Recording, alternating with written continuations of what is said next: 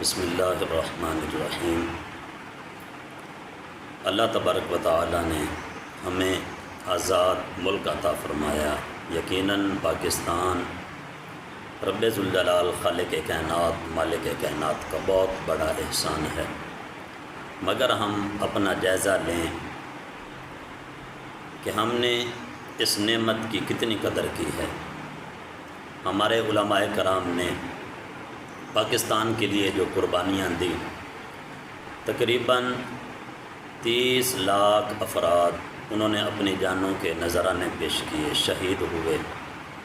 یہ قربانیاں اس لیے تھیں تاکہ ہم اسلامی تہذیب و ثقافت کو آزادی کے ساتھ اپنا سکیں۔ یہ قربانیاں اس لیے تھیں تاکہ ہم قرآن پاک کو پڑھ سکیں، حدیث پاک اور اسلامی تعلیمات پر آزادی سے عمل کر پائیں۔ اب سوال یہ ہے کہ ہم اس پر پورے طریقے پہ اتر پائے کہ ہمارا چال چلن،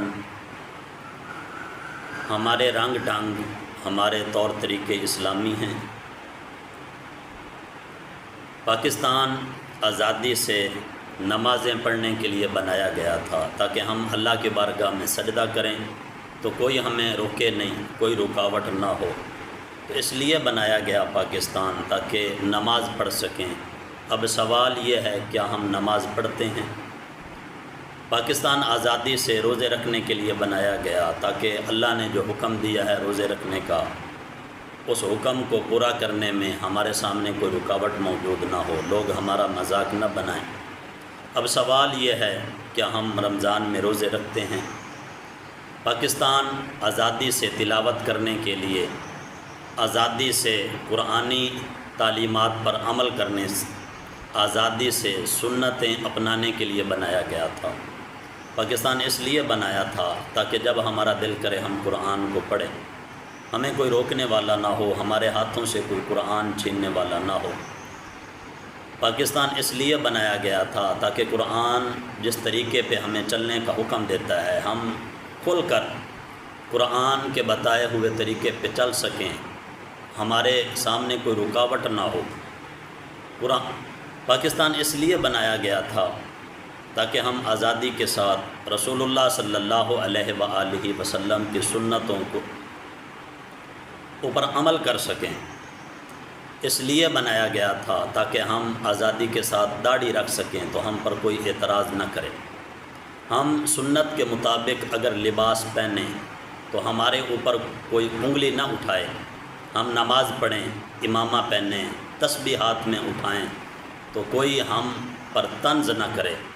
ہماری مائیں بہنیں شرعی پردہ کریں، چادر اور چار دیواری میں رہیں تو کوئی انگلی نہ اٹھائے اور کوئی ان کا مذاق نہ بنائے کہ یہ کیسے ہو گیا کہ تم جو ہے وہ ایک قید میں چلی گئیں۔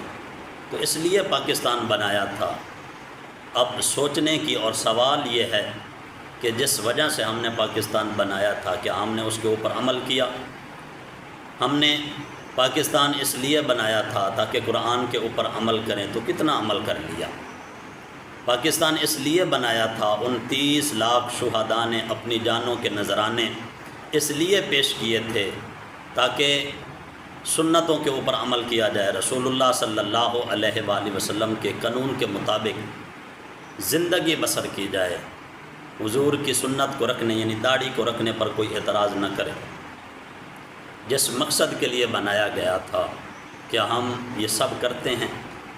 کیا ہمارے چہرے پر سنت کے مطابق ایک مٹھی داڑھی شریف ہے؟ کیا ہم سنت کے مطابق لباس پہنتے ہیں؟ کیا ہم اسلامی تہذیب و ثقافت کی تصویر بن پائے؟ کیا ہماری مائیں بہنیں بیٹیاں شریعت کے مطابق پردہ کرتی ہیں؟ جب کوئی عاشق رسول اسلامی طور طریقے سے اپناتا ہے تو اس کو معاشرے میں عزت کی نگاہ سے دیکھا جاتا ہے یا اس کے اوپر طنز کیا جاتا ہے، تیر برسائے جاتے ہیں۔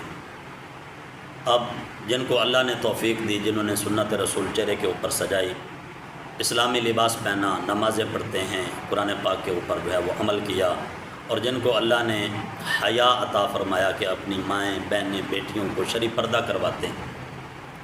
اب سوال یہ ہے پاکستان تو انہی چیزوں کی وجہ سے بنا تھا۔ کیا ہم اس فرد کو معاشرے میں عزت کی نگاہ سے دیکھتے ہیں یا اس کے اوپر طنز کرتے ہیں؟